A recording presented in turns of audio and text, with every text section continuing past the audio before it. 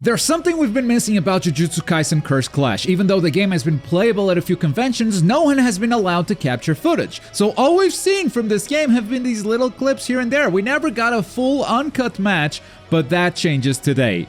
Or a couple of weeks ago. I'm kinda late with this one. Dengeki Online got the chance to play JJK streaming 3 full matches, which I'll link down below. The whole thing is in Japanese though, so what we're doing today is watching some of those games, breaking down all of its systems, and go over some of the latest characters that they've explained in small clips over on Twitter. Because if there's one thing you'll definitely learn today, is that Biking is getting even better at developing unique gimmicks for each character. Now, just like you, I have a few concerns about this game. I also think it's kind of floaty, the movement is concerning to me, but how unique each character plays is a big selling point to me, so let's jump into this first game. In this game, the player is playing as Itadori Yuji, the main character, and I'll use it to explain to you some of the basics of gameplay. It's also these people's first game that they have ever played, so they don't do anything super impressive, something that actually gets better as the stream goes on. For now, I'll just let the footage run uncut, because if you're anything like me, you've been waiting to watch a full uncut match for a while now. Now, most of the HUD elements are pretty self-explanatory. There's a mini-map on the bottom right, the controls are on the right side of the screen. You can probably hide these in the final game. Top left has a few communication options that you access with the D-pad, and it is a 2v2 game, so communication will be important. It's nice to just press a button and be able to communicate something. At the top, you will notice 2 bars with a timer in the middle. Now, I don't need to explain to you what a timer is, but right next to it, you can see 4 blue bars next to 4 pink bars. That is the number of lives that your characters have, and they are shared between your team members, meaning you can kill Itadori and Nobara twice each and the game will be over, or the enemy team can just kill Itadori 4 times in a row and you will still lose the game. But then on the bottom left, I think this requires some explanation. Well, there's a green bar, that's health, that is self-explanatory, but you have your cursed meter, which is in blue. And as you can see, Nobara has a number 1 next to her portrait and Yuji has a number 2. That's their cursed level. Now, whenever this cursed meter reaches that first little mark on the bottom bar, that's when you level up. I mean, Itadori just reached level 3 because he reached the second mark down there. Different characters will actually have different amounts of meter, so some characters will be able to reach level 2 and 3 way faster than others. Well, what do these levels do? Well, let's look at the buttons. You have 3 buttons that you can use for combos. Square is your fast attack, and triangle and circle are your stronger attacks. Sometimes there are armored attacks too. You've seen Yuji shine yellow in some of his attacks here and there, and that is one of those strong attacks. The thing is, none of these buttons deal any damage. You will see Itadori hitting Gojo here and there and not dealing any damage at all. What these buttons do is build your cursed meter. And then you gotta spend your meter in order to deal damage. And you spend the meter by hitting R1 or R2 for your cursed techniques. You gotta spend meter to deal damage. It's kind of like the Cydia, if you've ever played it. You have bravery attacks, which build your gauge, and then your HP attacks will spend the gauge to deal actual damage. And these attacks get stronger and stronger the higher your curse level is. I mean, he was just going in for a big attack right there, but Gojo, the projectile master, just decided to say no and hit you in the face. Gojo is kind of an all-rounder. He can do close range damage and he can do long range. The player here is struggling with the controls a little bit, definitely switching targets to Megumi, who's very far away. Should keep their sights on Gojo, who's right next to them, and they're gonna fall right here. Now, Itadori was level 3, and after dying, you can see that the downtime is pretty quick, but he's gonna go back to a level 1, so he needs to build that meter again, and that is gonna be done by pressing the square button for the auto combo, plus the triangle and circle buttons, which are different. I think they call it extraction attacks. But they are kind of stronger attacks. That right there was his curse technique. I don't remember what that's called. Divergent Fist, I think, is what it's called. It levels up at level 3 to Black Flesh. So the same button will do different things depending on how high your curse level is. So your first priority should be to build up levels. As you can see, Yuji is already a level 3. He builds up curse meter really, really fast. I guess that's one of his gimmicks. But other than that, he's a pretty straightforward character, going into close range and trying to get in the opponent's face and rushing them down with some pretty fast combos. At level 3 Cursed Gauge, you'll notice that the character also gains this aura, and you will see that there is an icon next to their portrait once we are done with this ultimate. Once your bar is full, you can hit both buttons to, I think, L2 and R2 to unleash a full ultimate, and that is a lot of damage. Megumi is going to fall right there. So because we're cursed level 3, not only do we get this aura, there's also an icon next to the player 1 icon right there on the bottom left. That is a speed boost. That is exclusive to Itadori. When you raise your curse level enough, you might also gain a passive buff in addition to making your cursed attack stronger. In Itadori's case, it's gonna be this speed buff, so he's just faster. He can get into the opponent's faces a lot quicker. He went in with a strong attack there that it was armored, but Megumi just blocked it, and that is a level 3 Black Flash. We are 1 minute remaining. That's what their on-screen effect was all about. It's letting you know the timer is about to run out. And I do believe this match is going to end in a timeout. So it's a matter of dealing some damage here and hopefully getting a kill before the match ends. Otherwise, this team is definitely going to lose to the Gojo and Megumi. Good hit there. Divergent Fist deals some solid damage. Their abilities deal some really high damage in this game. I do think so.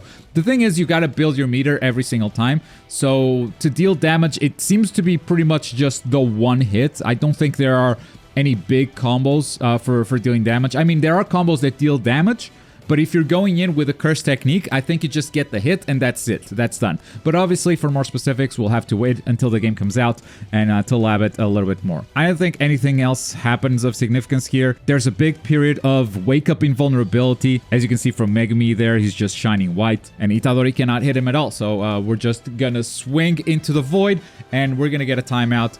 And yes, Megumi and Gojo are gonna win that one. I hope this quick breakdown made some sense, and now that you understand the game a little bit better, let's watch a full match from Gojo's point of view, just to get a taste at how different this character is from Itadori, and we'll focus on the actual gameplay rather than breaking down the system mechanics from this point on. That is, after we get a quick word from today's sponsor, Ridge, who is having one of their biggest sales this year. And that's just perfect, because this way, you avoid giving some bad gifts this holiday season. Ridge makes the best gear designed for life. They are famous for their wallets that hold up to 12 cards, plus have some room for cash, while remaining as slim as possible, and are designed with RFID blocking materials that protect you from digital pickpocketers. But I'm also a big fan of the Ridge key case, securely holding 1 to 6 keys, preventing them from jingling in your pocket. You can even get 30% off if you buy the pack together. They come in more than 30 colors, including leather if you're more of a traditional person, and there's AirTag attachments available on every relevant product. And you can even make it personalized, with text or a design to add that special touch to your gifts. I have gifted Ridge wallets to my father and a couple of friends too, and honestly, it never failed. They loved it and they still use it daily. With over 3 million customers, 80,000 5-star reviews, you know people love it. And you can even try it out for 99 days risk-free and send it back for a full refund if you don't love it. Plus, the wallets come with a lifetime warranty because they are just built that tough. So head over to ridge.com/Globku this holiday and get up to a 30% discount from now until December 20th. Plus, using my link, you can enter for free for a chance to win a Ridge bundle worth $4,000. Don't miss this chance. Click the link down below, and thank you, Ridge, for sponsoring this video. And let's jump into this Gojo match. Beautiful intro. Now, this is just a Gojo intro, and now we're gonna get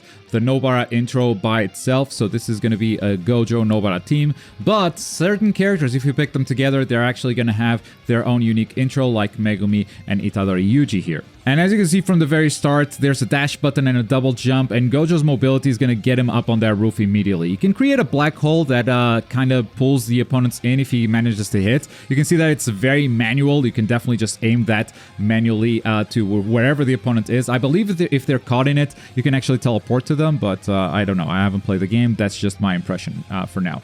Gojo actually deals some damage with his normal combo.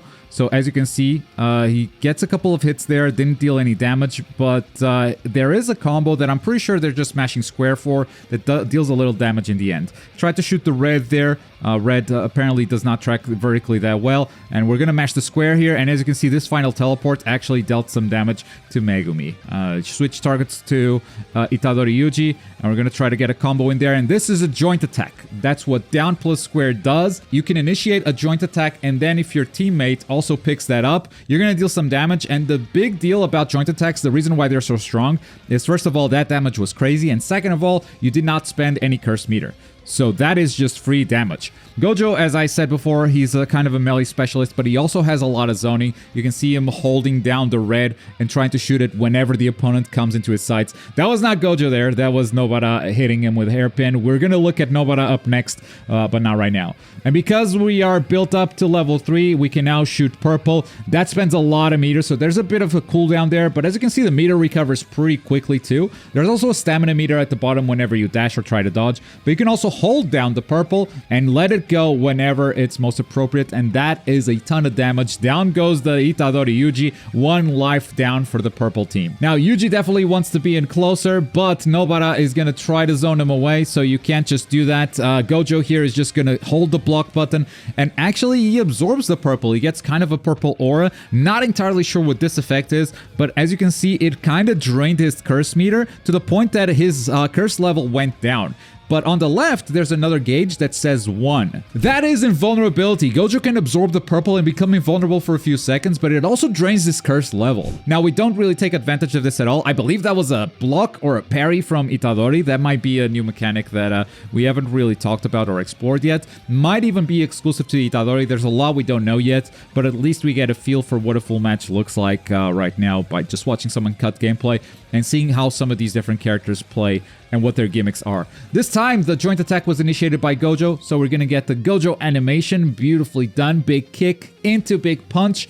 Put him down, and that's a lot of damage. Once again, spent no cursed meter at all, and that Megumi is pretty much dead. If that Nobara finds the button to detonate the hairpin, that Megumi is gonna fall. There it is. Megumi down. No need to switch targets. You can stay on this Itadori Yuji. They're only 2 lives away from just losing this game, and they haven't taken a single life yet. Gojo is looking pretty low, and we're gonna go into domain expansion. Now, Itadori did an awakening attack, or did an ultimate attack, once his curse meter was full, but some other characters have domain expansions, and as you can see, it took a little bit for that domain expansion to activate, but it seems pretty doable even in a 2v2 scenario. You knock the opponents away, and if the other one is busy, you have enough time to activate it. That said, Gojo's does not last for very long. You're pretty much going to get this attack on Megumi. I mean, you have no cursed meter, so that's a lot of damage for someone who has no cursed meter, but as you can see, we're already moving things again, so it's a domain expansion that doesn't last for very long, but perhaps it's enough to pick up a free kill, you know, if you get the activation, and I'd say that's a pretty good reward. Awesome zoning with the red right there, and we're gonna charge up the purple, aiming at this Itadori. Hold it for long enough to get the right shot, and that is a beautiful finish. 4-0, no lives taken from this Gojo team. Now, there's one more game with Nobara. I don't think we need to watch the full thing, though. I do want to take you through her gimmick, which they actually explained on Twitter recently. So this is Nobara's square combo. The final hit will put a nail on the opponent. You can see the nail icon right next to their bar. At any point afterwards, you can snap your fingers and the nail will explode, dealing damage. The thing is, you can choose to not blow it up and just keep stacking nails on top of each other. You can get up to 3 nails stuck on the opponent, and this is how big the damage difference is between 1 and 3 nails. She can also turn you into a voodoo doll, and the effect is similar but stronger, since the nails can be applied from range, but the voodoo doll has to be in melee. So she can also stack 3 of these, and as you can see, 3 voodoos are deadly. Now, it took our streamer quite a while to get used to Nobara and dealing with her range. As you can see, she's gonna be quite annoying because she can just hit you from like all the way over here without really having to charge any attacks. And at the end of every combo, she is going to apply a nail. There's nothing you can do about it. There's no combo breakers in this game unless your opponent comes in for the rescue mid-combo, but as you can see, the combo is also pretty fast. The good news is you're not taking any damage while this is happening, but that said, after the 3 nails are applied, she can just snap her fingers, and that really, really hurts. But first, she's actually gonna do her awakening attack, interrupting Gojo, and then try... Oh, snap the fingers way too early. Gojo was still on his wake-up invulnerability, which actually lasts for a really long time. If you don't press any button, that invulnerability is gonna last for a while, and that is how Nobara can just make that mistake and completely whiff it. That said, she has been able to apply 2 voodoo dolls, and could get a finish right here, just in time for that timeout. That takedown was absolutely clutch. Now, this is the same build that was playable at Comic-Con. Since then, a lot of characters have been announced, and now we actually have more details on how they play. And since we all have a better idea of how the game plays as a whole, I think it's a lot easier to imagine how these are gonna go in the final game. For instance, Nanami has a timing gimmick. Whenever you land his attack, there's a gauge that shows up, and you gotta hit the button again with the right timing to deal critical damage. They actually show the damage difference between a normal and a critical damage here. In addition to that, he also has overtime, which is when when we get to 1 minute remaining in the fight. He just starts building cursed meter like crazy. Look at how fast that builds. At 1 minute remaining, he doesn't have to manage meter anymore. He can just spend it at that point. And timeouts don't seem that hard to achieve in this game. Then we have Esso that plays with his little brother all the time. He's a bit more technical. He can basically send him to attack, retreat, or shoot projectiles. And some of these projectiles are actually poison that builds up, dealing more and more damage over time. And Esso can also choose to just cash out that poison bar for a big chunk of damage. And then we have Mahito, who also has minions, but the minions are a lot simpler. Doesn't seem like you can control them as well as you can with Esso, but he can summon up to 3 minions at level 1 and up to 5 minions if he's at cursed level 3. Plus, Mahito actually deals a little bit of damage himself with the normal combos, so while he is building cursed meter, he's also dealing damage. And of course, he also has a domain expansion. This one seems to last for a lot longer than Gojo's, and you can actually walk around in it, and your attacks actually deal a lot of damage without spending any meter at all. And this is the stuff that makes me excited about JJK Curse Clash. Just like you, I can see how clunky the gameplay seems and how floaty it is, but this character design seems a lot of fun to me. And if anything, I hope I was able to show you why I am personally excited for JJK Curse Clash. And if I wasn't able to do that, I appreciate you watching the video all the way through and giving it a fair shot. At the end of the day, that's how you discover if something is for you or not. But I can tell you that a Ridge wallet is definitely up your alley, especially with these holiday deals. Go follow the link down below and don't miss this chance that Ridge is offering you. And for more Jujutsu Kaisen, check out the latest character reveals with Mahito, Nanami, and Esso. You can see my reaction as well as a character breakdown right here. Thank you so much for watching. Bye.